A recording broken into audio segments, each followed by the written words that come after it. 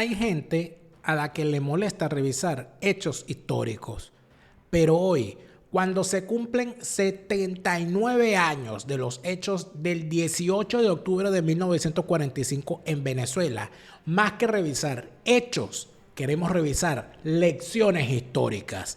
¿Qué podemos ver en la Venezuela de hoy que hayamos visto en la Venezuela del 45 y que se solucionó de la forma apropiada? Es necesario revisar la historia. La noche del miércoles 17 de octubre fue de gran tensión en Caracas y Maracay. 3 hechos simultáneos se suceden a partir de las 8 de la noche. Una cena en la escuela militar, un mitin en el Nuevo Circo y una reunión en la casa del capitán Mario Vargas. Son los prolegómenos del alzamiento del 18 de octubre. Ahora hablan los protagonistas. De este hecho vamos a hablar, pero no por hablar ni para repetir, sino para revisar qué lección nos dejó el 18 de octubre del 45 y qué lección nos toca repetir en estos tiempos, hoy en Fuera de Orden. Fuera de Orden va a comenzar con Daniel Lara Farías. Fuera de Orden, crónica de la desgracia nacional e internacional. Gracias por regresar a la plomería informativa que le ofrecemos en este su canal, al cual usted se ha suscrito, y si no se ha suscrito le pedimos por favor que nos haga el honor de suscribirse, y si ya esté suscrito o no, igual le agradecemos el me gusta que le pueda dar a este programa, que con eso nos ayuda de forma gratuita. Tenemos que agradecer el privilegio que nos otorgan las personas que nos hacen el honor de financiar la elaboración de este programa con sus suscripciones en nuestra cuenta en Patreon. Patreon.com/DeLaraF. Es con tu apoyo que nos ayudas a seguir para poder decirte todos los días que la fase superior de la izquierda es el crimen. Si los dejas entrar, no los verás salir. Te quebrarán las piernas para venderte las muletas, te expropiarán las muletas, te pondrán de rodillas a agradecerle, te robarán la bolsa, la vida, la forma de caminar y hasta la agua de los floreros. Y si no te gustó es porque eres revolucionario, aunque te disfraces de lo contrario. Fuera de aquí, sabandija. Este programa es para gente inteligente. Bienvenidos, ustedes los inteligentes. Largo de aquí, sabandijas. Y seguimos. Es un tema espinoso siempre revisar el 18 de octubre del año 1945 en Venezuela. El 18 de octubre del año 1945 en Venezuela ha sido objeto, lamentablemente, de la falsificación de la historia en función de quién es el narrador. Los ganadores iniciales, que fueron los adecos, escribieron su historia, llenando de glorias una acción que vendieron como la insurrección popular encabezada por el Partido del Pueblo. Mentira. Por el otro lado, lo han dibujado, sobre todo las víctimas, más que las víctimas, las huérfanas, las viudas del régimen caído, como el inicio de un retroceso horrible, que el país fue para atrás y desapareció, etcétera, etcétera. Los que dicen haber ganado hoy en día son la nada. Y los que repiten de forma onanística que las grandes gracias del 18 de octubre son fundamentalmente imbéciles a la hora de hacer su respuesta ante la propaganda adeca. Porque ni es verdad que hubo una insurrección popular dirigida por los adecos, el Partido del Pueblo y todo aquello, ni es verdad que lo que existía en aquel momento fuese la cosa más bonita y la cosa más bella que se podía construir. Ni los adecos, ni los perejimenistas, porque son fundamentalmente los perejimenistas, los que se dicen perejimenistas, y los defensores del régimen medinista, que en realidad no son ni perejimenistas ni medinistas, lo que son unos simples antiadecos. Y como antiadecos lo hacen muy mal. No resuelven ni los adecos ni los antiadecos una gran pregunta, que es la que está sobrevolando sobre este tema, que es ¿por qué razón un hombre como Rómulo Betancourt, junto a su partido, y un hombre como Pérez Jiménez, junto a sus compañeros de armas, terminaron uniéndose con un mismo fin. ¿Cuál fue la razón de eso? ¿Por qué? ¿Por qué llegaron a unirse? ¿Por qué llegaron a actuar juntos? Eso no lo resuelve ninguno. Probablemente porque a ninguno le conviene.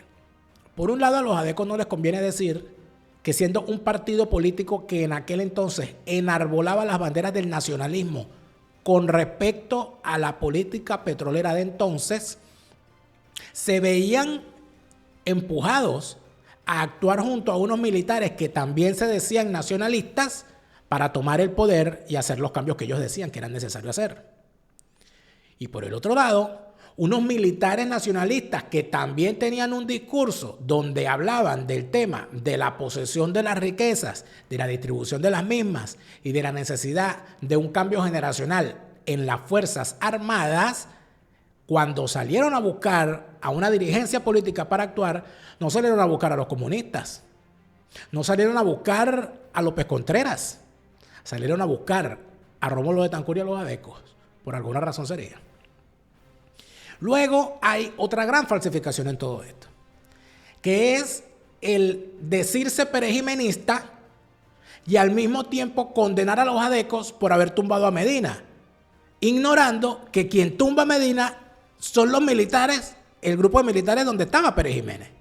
En tal sentido, si fue un crimen el derrocamiento de Medina, ¿por qué cuando Pérez Jiménez, Delgado Chalbó y Llovera Páez tumban a Gallegos en el 48 no restablecen a Medina en el poder? ¿Por qué constituyen una junta de gobierno en vez de decir cometimos un error en el 45, que regrese el presidente Medina? ¿Por qué no lo hicieron? Porque en realidad eran ellos los que querían tumbar a Medina. Porque aquí son los hombres de armas los que definen las situaciones. Olvídense de insurrecciones populares. Si los hombres de armas deciden ametrallar una insurrección popular, lo hacen. Y más de una vez lo han hecho. Y no tengo yo que explicarles lo que hemos vivido en estos últimos años. En tal sentido, hemos recopilado un material que, para empezar, debemos agradecerle a Napoleón Bravo, que de sus archivos ha rescatado este programa especial que hiciera con los principales protagonistas que para el momento de la elaboración de este documental vivían aún. La gran mayoría de ellos lograron participar. Debo advertir que no conseguí la declaración o el segmento donde Pérez Jiménez habla de las acciones. Sin embargo, me pareció más pertinente escuchar las declaraciones de quien fuese el ministro del Interior del gobierno derribado, que era Arturo Uslar Pietri, porque de alguna manera lo que él explica allí tiene un valor histórico de importancia. No quiere decir esto que no escuchemos a los militares que acompañaron a Delgado Chalbó, Pérez Jiménez y Llovera en el golpe del 45 y que acompañaron luego a estos mismos elementos en el golpe del 48, en el golpe del 52 y que se vieron fuera del poder cuando Pérez Jiménez escapó con sus 54 maletas llenas de dinero desde Venezuela en el año 58. Pero creo que es necesario empezar por el principio, porque si vamos a evaluar qué fue lo que pasó y por dónde terminan estas cosas y cuáles son las lecciones que nos quedan para el día de hoy, vamos a empezar por el principio. Vamos a escuchar el relato de los organizadores que en el año 45 empezaron a conspirar para derribar los restos del gomecismo, que en ese momento quien lo representaba era el general Medina Anguerita. La noche del miércoles 17 de octubre fue de gran tensión en Caracas y Maracay. 3 hechos simultáneos se suceden a partir de las 8 de la noche. Una cena en la escuela militar, un mitin en el Nuevo Circo y una reunión en la casa del capitán Mario Vargas. Son los prolegómenos del alzamiento del 18 de octubre. Ahora hablan los protagonistas. Ella era tarde del 17 de octubre, cuando el mayor Delgado me comunica en la escuela militar que estábamos descubiertos y que observaba con mucha preocupación que había sido invitado por el coronel Ruperto Velasco, director de guerra, y por el director de la escuela militar a cenar esa noche en el instituto. Esto venía, junto con las demás informaciones, a ratificarnos pues la situación que estábamos y que estaba viviendo el movimiento, que estábamos pues en manos del gobierno, que estábamos descubiertos. ¿Por qué? Porque eso significaba que el gobierno ya iba a tomar la iniciativa. Aquella asistencia no acostumbrada del coronel Ruperto Velasco, del director de guerra, a una cena en la escuela militar, con una invitación especial para el mayor Delgado, junto con otras informaciones que nos habían llegado, eso nos decía pues que nosotros estábamos descubiertos y que el gobierno iba a tomar la iniciativa. Fue entonces cuando Delgado me pregunta, Edito, ¿y qué le parece? ¿Qué hacemos? Le dije, todo el mundo acuartelado. En la escuela queda todo el mundo acuartelado, menos yo, que voy a salir a tratar de tomar contacto con los cuarteles para ponernos en alerta de que los sucesos pueden estallar en cualquier momento. El coronel Velasco fue allá a hablar con nosotros, una cosa inusitada,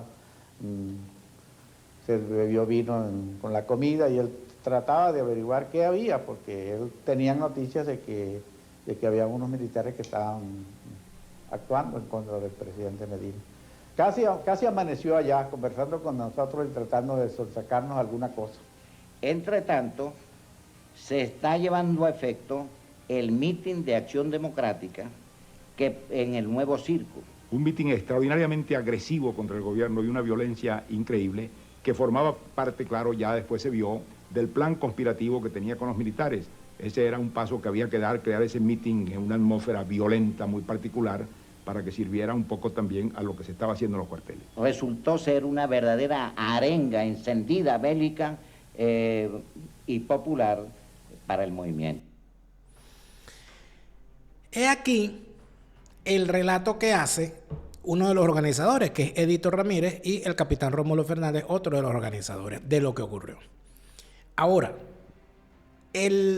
la acción militar y la acción civil tuvieron unos componentes donde lo fundamental termina siendo, por un lado, la incapacidad política del gobierno que cae para resolver la situación.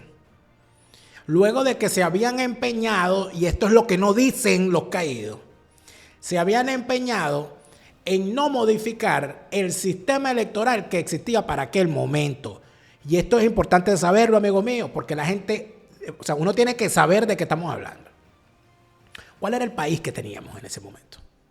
En ese momento, para escoger al presidente de la República, solamente podían votar los hombres mayores de 21 años que supieran leer y escribir.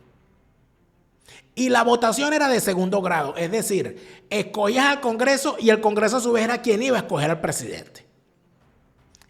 Así era la cosa. No podían votar las mujeres, no podían votar los analfabetas, en un país donde evidentemente, como hablábamos en estos días, mantienes a la gente en el analfabetismo para evitarle que tengan acceso a derechos ciudadanos. Además de eso, ya vemos cuál es el sistema, ¿no? A ver, ese era el sistema. Si había llegado a un convenimiento donde participaban inclusive los comunistas que estaban en el gobierno con Medina, porque eso no lo dicen los pereimenistas, ni los que se dicen medinistas, que el Partido Comunista estaba con Medina. Bueno, estos personajes, junto a Acción Democrática y a empresarios, a todos estos sectores, habían llegado a un convenimiento que iban a hacer la última elección con ese sistema, que se iba a proponer a un candidato presidencial por consenso y que ese presidente gobernaría por un periodo presidencial para hacer los cambios que llegaran y que terminaran en las elecciones directas, universales y secretas para toda la población mayores de 18 años. Eso se arregla. Pero los que estaban gobernando, como eran mayoritariamente desde el año 1899, cuando entraron a Venezuela invadiendo desde Colombia y tomaron el poder, Castro y Gómez, eran mayoritariamente de la región andina, del estado Táchira en su mayoría. Y para resolver la situación, el candidato tenía que ser un tachirense, tenía que ser andino. Imagínese usted. Y llegaron a una figura de consenso que fue el señor Diógenes Escalante, que era un dilatado diplomático que había pasado buena parte de su vida en el servicio exterior y que tenía cierto prestigio, sí, como diplomático. Al señor se lo trajeron del destino internacional en el que se encontraba, lo nombran presidente de consenso y ocurre una de estas cosas que ocurren cuando la diosa Fortuna decide sacar la guadaña. El señor tenía una enfermedad mental y se le desata un cuadro psicótico y el señor se volvió loco y no pudo ser candidato. Eso está narrado, por cierto, en varios relatos, pero en la novela de Francisco Zuñaga, El pasajero de Truman, está narrado más o menos de una forma fiel. O digamos de una forma bastante fiel en función del relato del asistente de Diógenes Escalante. Cuando se cae la candidatura de Diógenes Escalante por la locura de la que padecía el señor, el gobierno responde nombrando a otro candidato, que era el para entonces ministro de Agricultura Ángel Biagini. Cosa que no cuentan los historiadores, que hubo un evento con respecto a Ángel Biagini y el mensaje que da para agradecer el nombramiento, y parece ser que en el mensaje que escribió y que apareció publicado en la prensa, estaba escrito con un error ortográfico.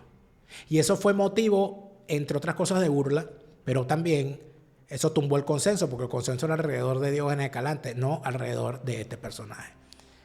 Ante la situación y cerrándose la necesidad de los cambios, evidentemente, al no haber un consenso, queda la puerta abierta para que ocurran cosas. Porque el régimen que existía no quería dar su brazo a torcer. Quería seguir en el poder. Querían mantener sus privilegios y sus prebendas para que quien gobernara fuese el que tuviera la fuerza de las armas y no la fuerza de los votos. Eso fue lo que ocurrió.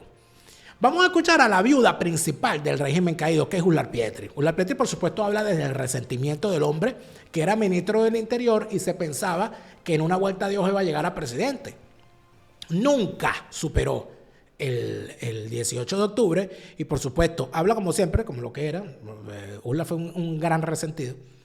Y en esta conversación que tiene con el periodista Carlos Fernández, Unai Amenábar y Oscar Llanes, en el programa 24 horas de Venevisión, hace esta disertación que vamos a escuchar completa sobre lo que él vivió el 18 de octubre. Escuchen bien los nombres que da, porque esto es sumamente importante.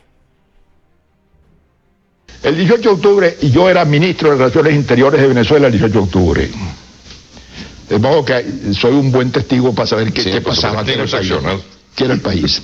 Bueno, el 18 de octubre Acción Democrática era un pequeño partido que no tenía ni 20.000 militantes en el país. Cierto. El partido de gobierno, del que yo era secretario general, tenía 250.000 inscritos. Acción Democrática no pasaba de 20.000, que estaban sobre todo en Caracas, Maracaibo, algunas poblaciones del interior. Y el golpe militar lo dio una minoría de oficiales subalternos del ejército que no pasaban de 130 sobre alrededor de 1.500 oficiales del ejército. Entonces, la primera necesidad de ese gobierno que llegó por un puro azar, porque el 18 de octubre estaba perdido en la tarde, ¿no? Sí, militarmente estaba perdido. Estaba perdido. Pero hubo un hecho que la gente no sabe, que se los voy a llamar la atención sobre esto. El 18 de octubre se ganó por un detalle. El 18 de octubre en la tarde, la revolución, la llamada la insurrección, no tenía sino la escuela, la academia militar, que militarmente no vale nada, y el Palacio de Miraflores, que militarmente vale todavía menos.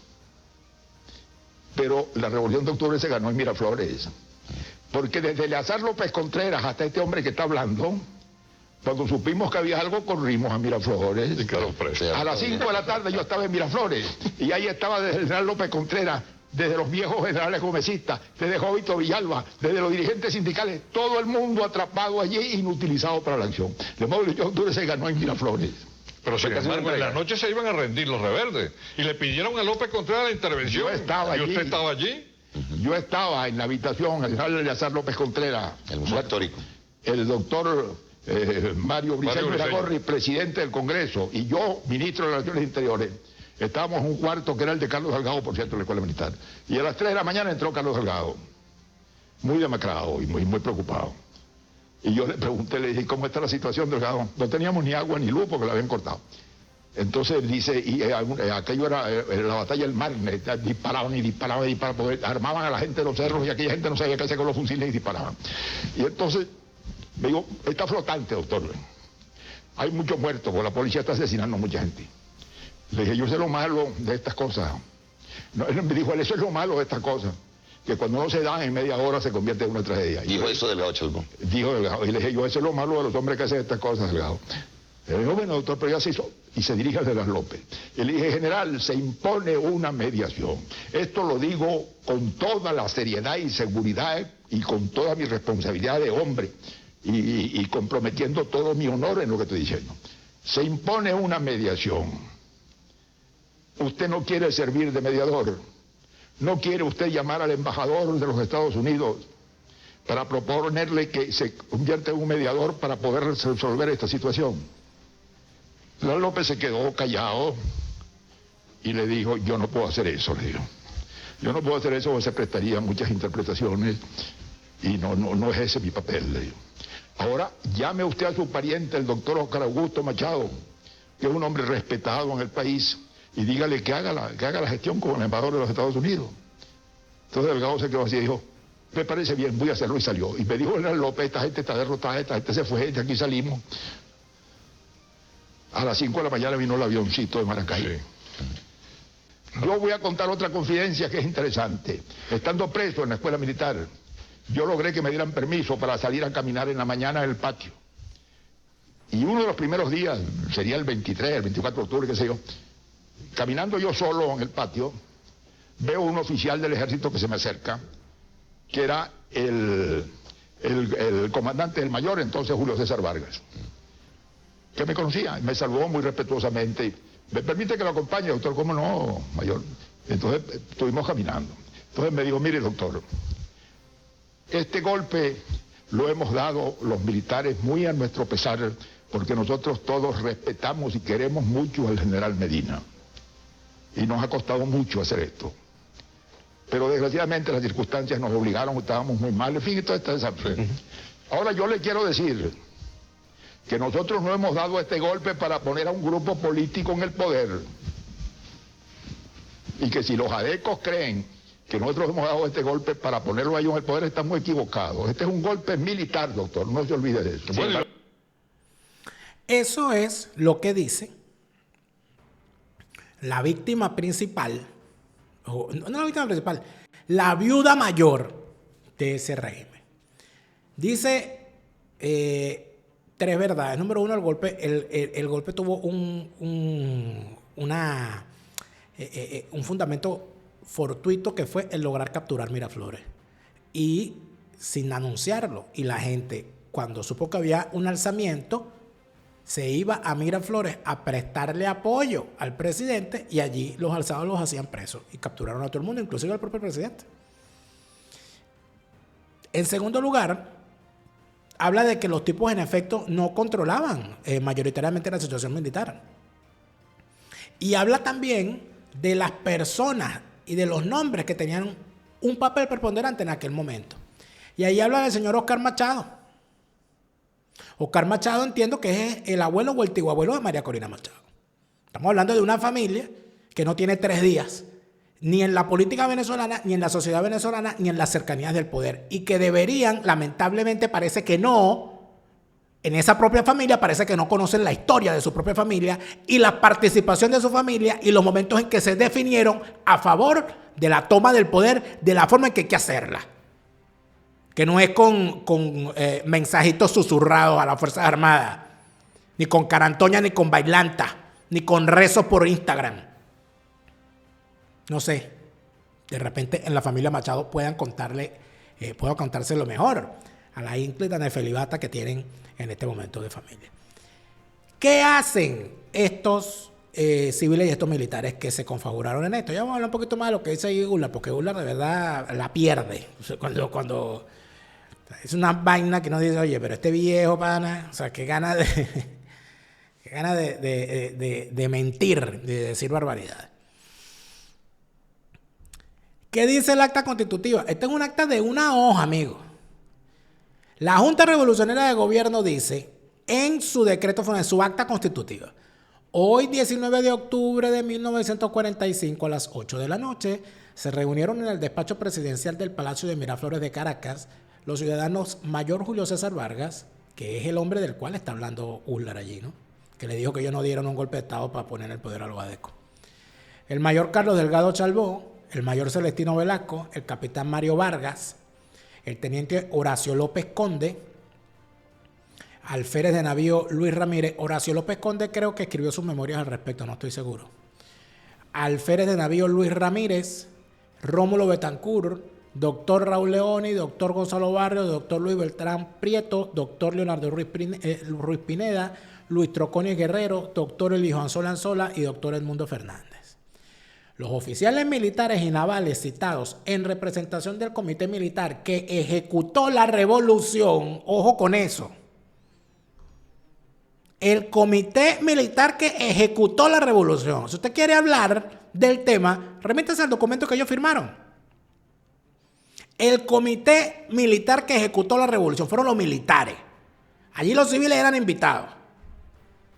Y los 7 siguientes en representación del Partido Acción Democrática que cooperó en la revolución. Cooperó, no ejecutó. A las palabras de ellos mismos me remito. Y el último citado como colaborador eficaz de ese movimiento y elemento de enlace entre el Ejército del Pueblo y el Partido del Pueblo. Ejército del Pueblo, Partido del Pueblo. Son ellos los que lo están poniendo en un documento, mosca, con la finalidad de constituir la Junta Revolucionaria de Gobierno de los Estados Unidos de Venezuela. Se acordó, 1, constituir una Junta Revolucionaria de Gobierno integrada por 7 miembros, los cuales constituirán el poder ejecutivo de la nación. 2, que esa junta dure en el ejercicio del poder ejecutivo el tiempo necesario para convocar a elecciones generales, elección del presidente de la República por sufragio universal, directo y secreto, realizar esas elecciones y llevar a cabo cuanto sea necesario a reformar la Constitución Nacional de acuerdo con la voluntad del pueblo. 3, que la Junta Revolucionaria de Gobierno de los Estados Unidos de Venezuela esté formada por los ciudadanos Rómulo Betancourt como presidente, doctor Luis Beltrán Prieto Figueroa, mayor Carlos Delgado Chalbó, doctor Raúl Leoni, doctor Gonzalo Barrios, capitán Mario Vargas y doctor Edmundo Fernández.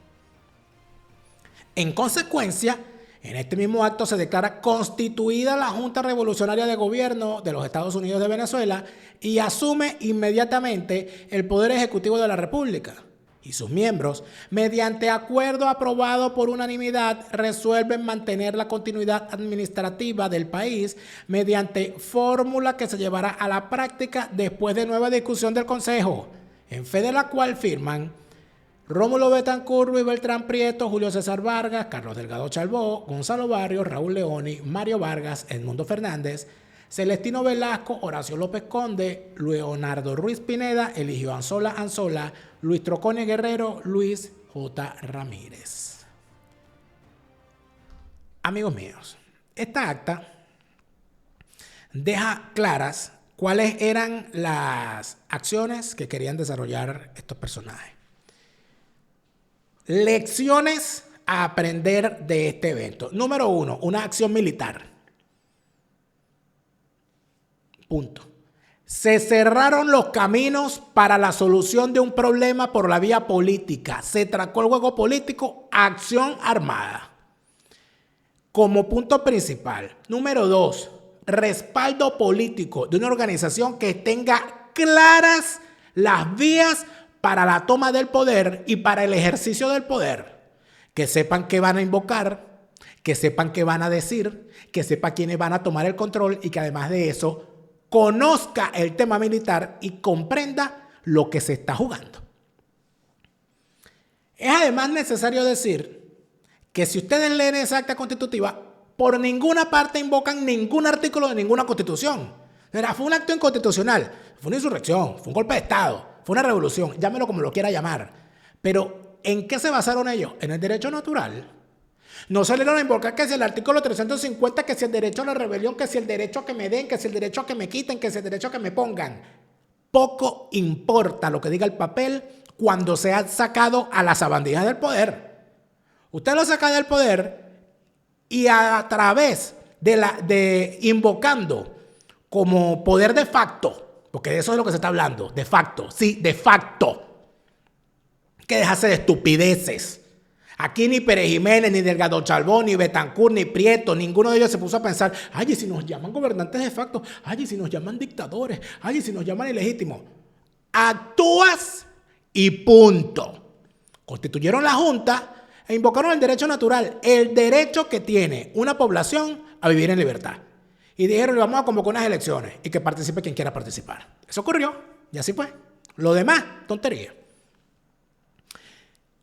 Esa es una lección importante. Por cierto que Uslar, en medio de su resentimiento congénito, es un hombre que nació resentido, pobrecito, dice que Acción Democrática era apenas un partido de 20,000 militantes y el partido de gobierno del cual yo formaba parte tenía 200,000 militantes.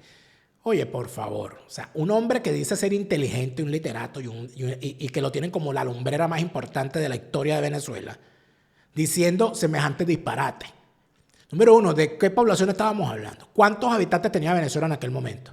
¿Qué significaban 20,000 personas? 20,000 personas había en el meeting del Nuevo Circo. Nos lo dijeron en este reportaje. Entonces, eso en primer lugar. En segundo lugar, que el partido de gobierno tenía 200,000 militantes, por supuesto, porque estaba obligado a inscribirte en el partido de gobierno para obtener prebendas de ese estado. Porque no somos tontos aquí. Eso como venga ahorita y me diga, el PSUV tiene 7 millones de militantes. Sí, está bien. ¿Y cuántos millones de votos tiene? Entonces, esa argumentación es estúpida, para decirlo menos. Luego dice, un pequeño partido de 20,000 militantes a nivel nacional, como si fuese cualquier cosa. Amigo, usted con 20,000 personas tumba un gobierno, no una, dos, tres, cuatro, cinco, 20 veces. Y apenas 130 oficiales militares. Está bien, de 1,500. ¿Y cuántos de esos oficiales militares eran profesionales, habían estudiado fuera del país, se habían formado para la acción política y se habían ganado su participación con una formación que iba más allá de lo militar? Pérez Jiménez había estudiado fuera del país, Delgado Chalbó se había formado en Francia.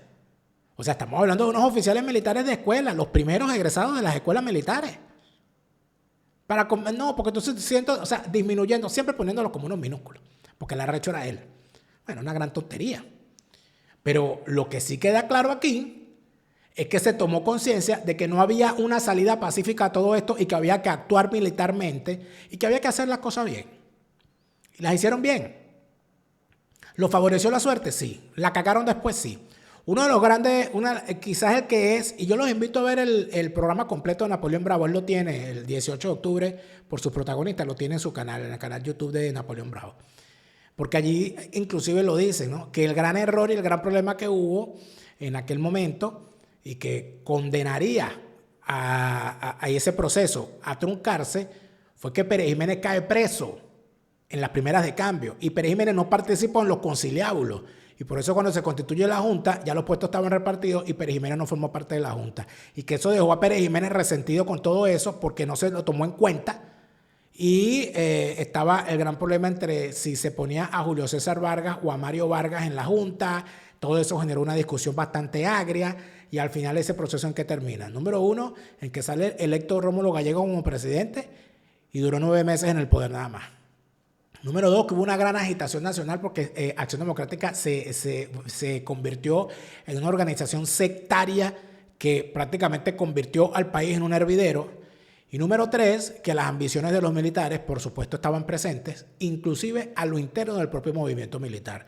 Termina siendo asesinado, bueno, derrocan a Gallegos, colocan como presidente de la Junta Militar a Delgado Chalbó y al cabo de unos meses, en el año 50, asesinan a Delgado Chalbó mientras iba de trayecto de su casa al palacio. Allí prácticamente se condenó a Venezuela a un periodo bastante oscuro en el que el crimen terminó siendo el sino que guiara toda la situación. ¿Por qué? Porque se organizó, porque por supuesto el proceso no fue perfecto y además de eso las controversias que surgieron no fueron debidamente manejadas.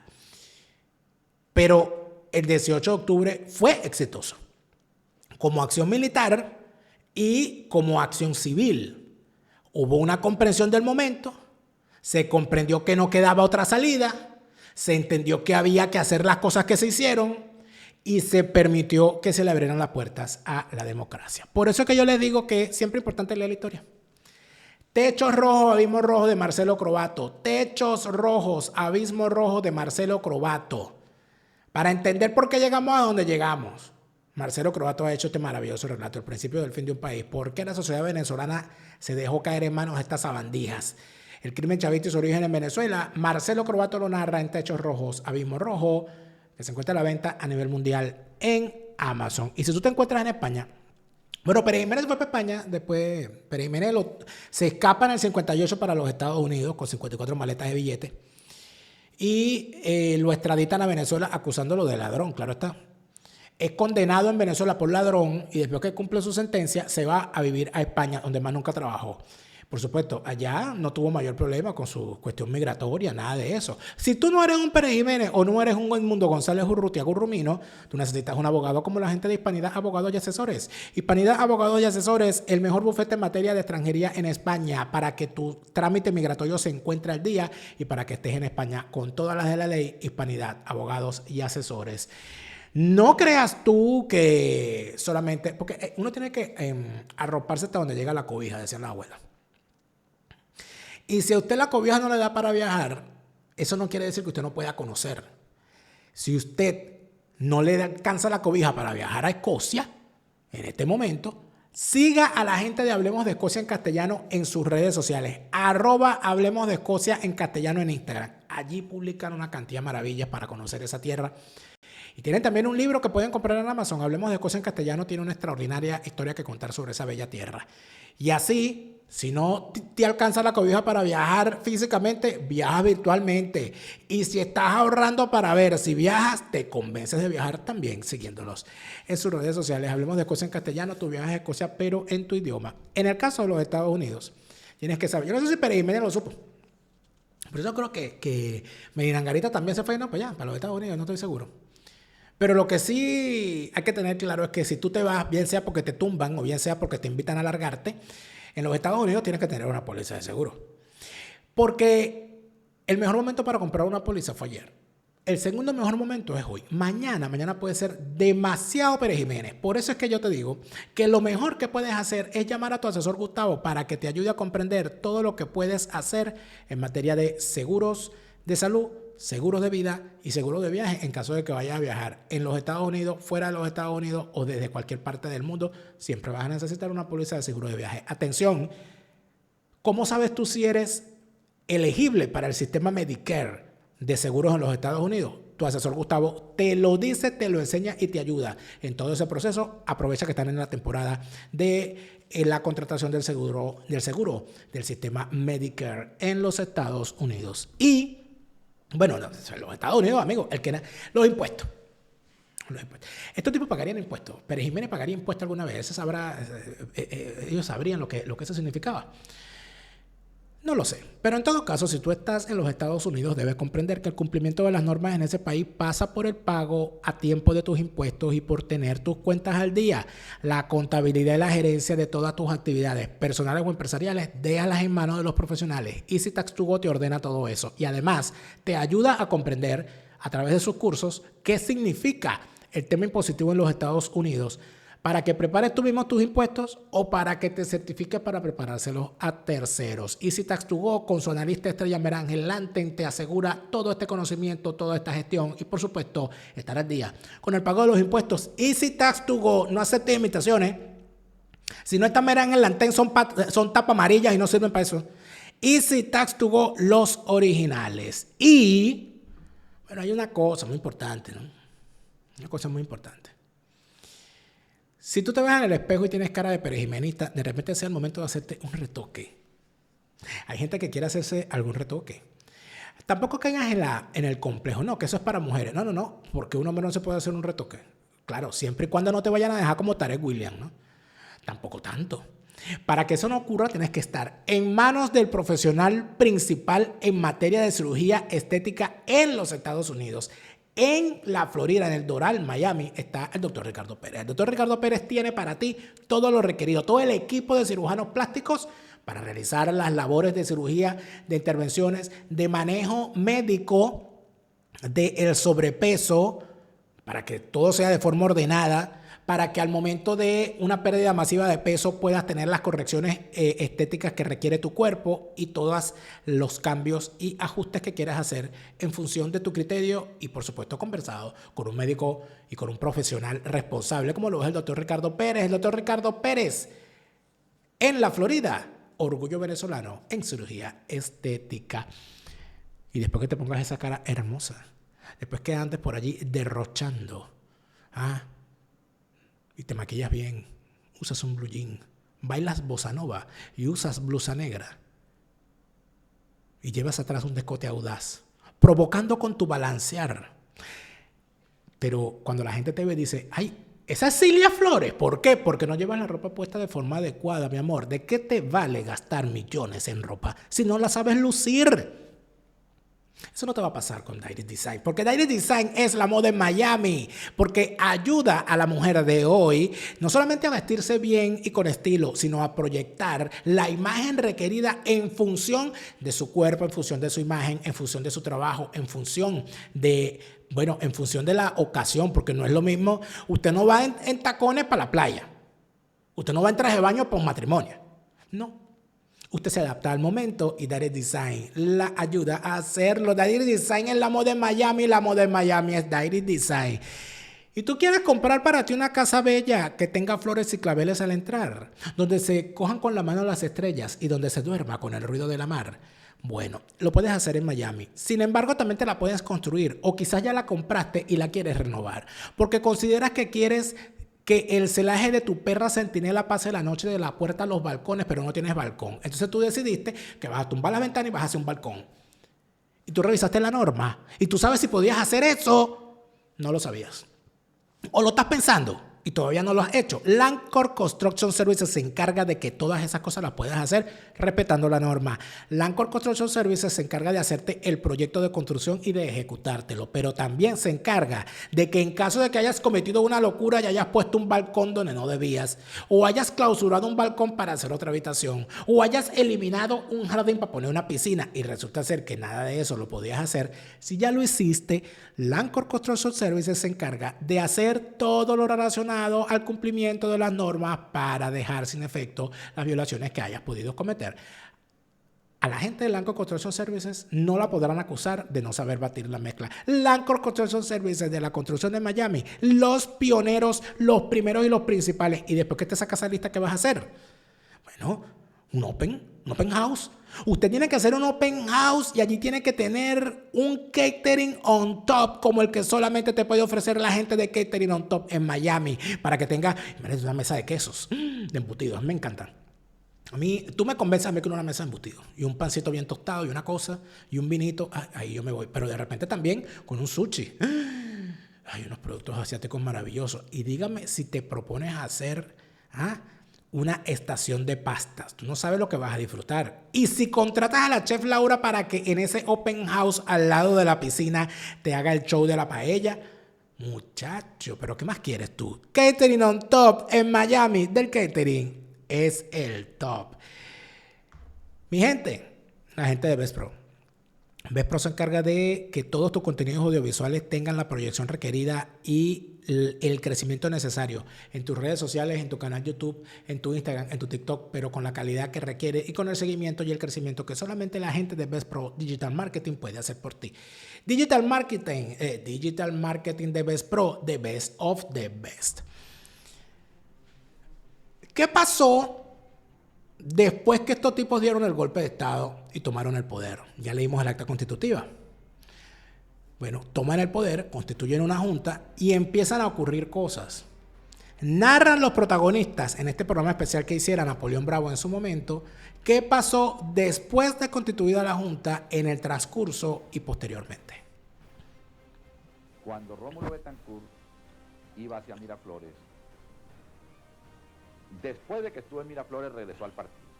Y allí estábamos un grupo de dirigentes, yo el más joven, que hemos participado en este suceso, y nos dijo, mire compañero, vamos en este momento a reunirnos para establecer las bases del gobierno provisional que ha de surgir. Nuestra posición va a ser determinante. O nosotros asumimos la responsabilidad del gobierno, o le decimos a los militares, cojan ustedes el gobierno, y nosotros desde la calle, si ustedes aciertan, lo respaldamos, si no, les haremos oposición. Pero no vamos a estar a la saga de un gobierno militar, porque eso puede ser muy peligroso, y eso sí puede comprometer históricamente no solo el porvenir de Acción Democrática, sino el porvenir de Venezuela. Es decir, una clase política, y lo más sorprendente aquí, esto fue hace 79 años, ¿no? Que Carlos Andrés Pérez dice, un grupo de dirigentes de los cuales yo era el más joven, imagínense, el muchacho del equipo era Carlos Andrés, que se convierte en el secretario de la Junta, por cierto. Nos narra Carlos Andrés Pérez allí, que luego fuese 2 veces presidente, cómo había una clase política decidida, no, vamos a respaldar a los tipos, pero vamos a formar parte del gobierno, si no, no. Es decir, había conciencia de lo que significaba la toma del poder. ¿Ve usted esa conciencia de lo que significa la toma del poder en unos tipos que hoy, cuando le van a hablar a los militares, le graban una nota de voz susurrada como si fuese para un programa en los 1260 de Radio Suave después de una canción de Rudy Márquez, en paz descanse, que recientemente murió Rudy Márquez? Saludos a su familia, en especial a su hermana Floria, extraordinaria cantante también. Entonces narran estos mensajitos. Tú eres militar, tú sabes lo que... No, pana. Aquí estaban unos tipos que llegaron y dijeron, ustedes van a un golpe de Estado, nosotros lo respaldamos, pero me da la presidencia de la Junta. Punto. Ah, no, estos no. Estos mandan mensajes susurrados. ¿Qué dice el hombre que encabezó esa Junta, que participó en esa Junta? Y los hombres que, algunos de los hombres que lo acompañaron en eso. Vamos a escucharlo. Iniciarse la Junta Revolucionaria de Gobierno, afloró la adhesión de los más importantes sectores económicos y sociales de la colectividad. Es decir, que ese fue un movimiento cívico-militar que tuvo respaldo y acogida colectiva. Nosotros nos comprometimos a hacer elecciones libres, por sistema de sufragio universal y secreto. Nos comprometimos a moralizar la administración pública. Nos comprometimos a impulsar un desarrollo económico, pero no con un sentido estrictamente desarrollista, sino tomando en cuenta que desarrollo sin bienestar social es una injusticia. Es un gobierno que, como yo he dicho y repito siempre, terminó con los reatos del gomecismo en el país. Inicia un verdadero proceso democrático y es, como lo he repetido también, la iniciación del siglo XX en Venezuela. Las ideas democráticas se expresan por una serie de hechos. En primer término, aprobamos una constitución que en ese momento era la más democrática del país, el 5 de julio de 1947. Y anteriormente a eso, para hacer la constituyente que elaboró esa constitución, el estatuto electoral, que incorporó a las mujeres y a los jóvenes de 18 años al proceso democrático del país. En política económica, durante la Junta, se echaron las bases de una política de petróleo que es el antecedente lógico de la nacionalización de esa industria. Se estableció la fórmula del 50-50, la mitad de las utilidades para el Estado y la mitad de utilidades para las compañías. Se estableció el no otorgamiento de nuevas concesiones.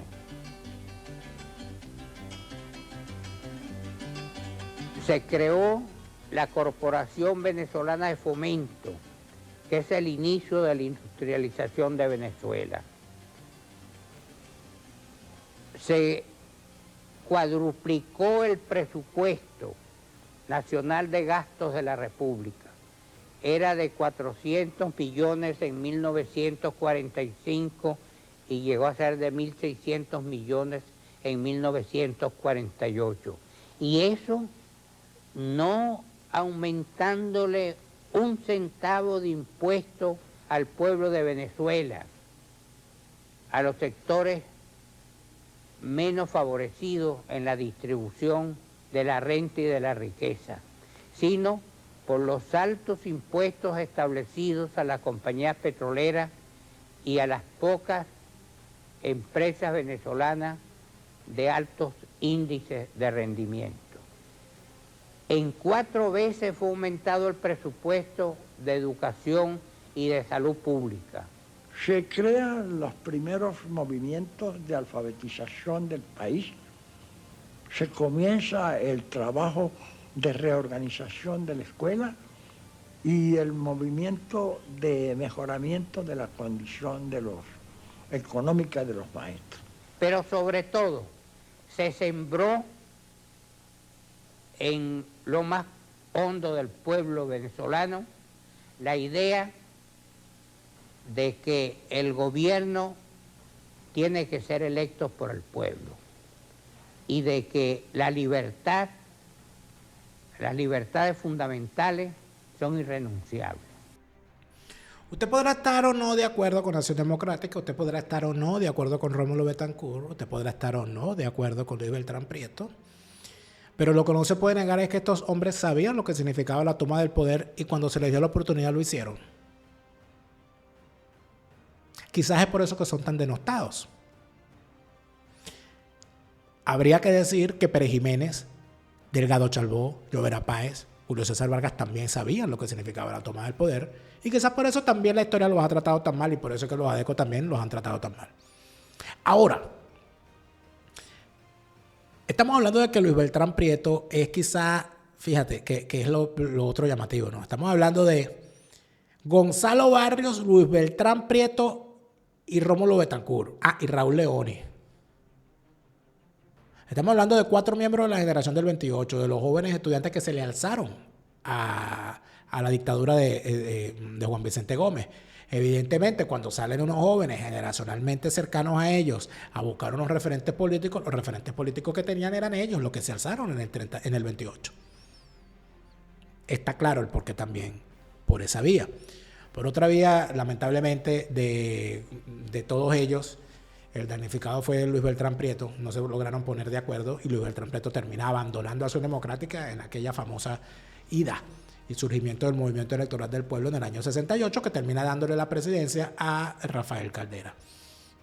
Rafael Caldera es otro gran ingrato cuando se trata del proceso del año 45.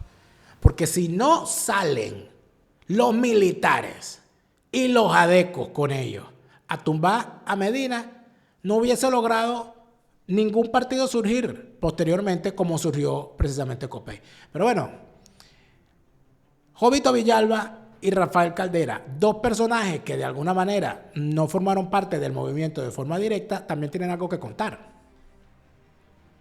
Los partidos políticos son hijos del voto, porque precisamente es a través de ellos como el pueblo ejerce su derecho a votar. Por esto, Unión Republicana Democrática es, como el partido COPEI, hijo directo de esta reforma política por la cual se le da el derecho del voto a los venezolanos después de la Revolución de Octubre de 1945. Yo no quiero remover cosas viejas, pero el trienio 46, 47, 48 fue muy duro. Cuando anunciábamos un mitin nos caían a piedras y a palos y a veces era plomo lo que rosnaba y hubo muertos. Y cuando los nuestros se defendían, había veces en que la policía protegía a los agresores. Eso fue muchas veces y eso desgraciadamente contribuyó a crear el estado de cosas que culminó en el golpe de 24 de noviembre del 48. Bueno, tomando en cuenta lo que hiciste después en tus dos presidencias, sobre todo en la segunda, probablemente aquellos que te caían a piedras entre el 45 y el 48 tenían la razón. Pero bueno, ya no vamos como dijiste tú ahí, no vamos a remover cosas del pasado, pero sinceramente. Bueno, este es otro personajito, pero en fin. ¿A dónde quería yo llegar con este programa? Más allá de ponernos a recordar la historia de lo que ocurrió hace 79 años, yo lo que quería era resaltar, y lo que quiero resaltar en este momento, es que es imposible en un proceso político como el que está viviendo Venezuela hoy, donde se han cerrado las puertas a cualquier salida pacífica y a la toma de un rumbo distinto al que la camarilla que está en el poder posee, como se han cerrado todos los caminos, amigo, aquí no queda vía pacífica alguna. Aquí no queda vía electoral, porque ellos mismos la han negado. Eso en primer lugar. En segundo lugar, que la única forma de que haya una salida de esa camarilla en el poder es que haya, en principio, una vanguardia de hombres de armas que comprenda lo que significa la toma del poder. Pero también que exista una clase política y una sociedad con empresarios responsables, con académicos responsables, con sacerdotes responsables, con sindicalistas responsables, con ciudadanos responsables que comprendan lo que significa la toma del poder. Y la toma del poder no se hace votando y bailando y haciendo rezos por Instagram. Eso no es la toma del poder. Aquí pretenden tomar el poder como si fuese una bailanta de sábado sensacional. Por ahí no es, creo que lo han demostrado. No porque lo diga yo, lo ha demostrado la historia. Lo ha demostrado la historia. No, que tenemos las actas, que logramos, que los 600K, que ahora tiene una cosa que es el enjambre.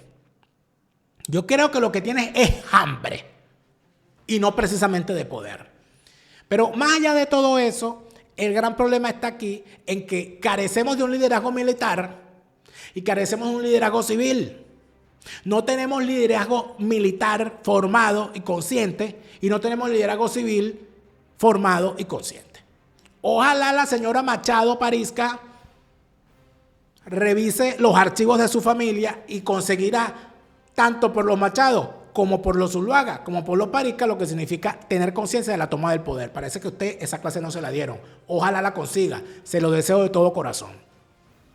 Por otro lado, a los dirigentes, a los jóvenes militares venezolanos, disidentes, sobre todo a aquellos que ya han expresado su disidencia con valor, con arrojo, que se han enfrentado a este régimen y que han pagado con tortura y con prisión el haberse enfrentado al chavismo. El amarrarse a la Constitución del 99 es amarrarse a la desgracia que esa Constitución construyó. Porque la Constitución del 99 y el artículo 350 y todo lo demás es un entramado chavista. Como acabamos de ver, Pérez Jiménez, Llovera Páez, Delgado Chalbó y los civiles que los acompañaron en el movimiento que derroca al gobierno del 45, por ninguna parte se pusieron a invocar a la Constitución vigente. Lo que hicieron fue constituir una junta y echar para adelante. Que las cosas pudieron salir mejor, seguramente. Pero se hicieron. En tal sentido, ¿tenemos conciencia de la toma del poder o no? Si así la tienen, que Dios y la patria os lo premien. Y si no, que los manden a dormir con Chávez. ¿Y dónde está Chávez? ¿Dónde está Chávez? ¿Dónde está Chávez? ¿Tú, Chávez? Te lo repite Lara Farías. Chávez se murió y no vuelve. No te deprimas, siente alegría. Escucha bien lo que te estoy diciendo. Te lo repite Lara Farías. Chávez está en el infierno.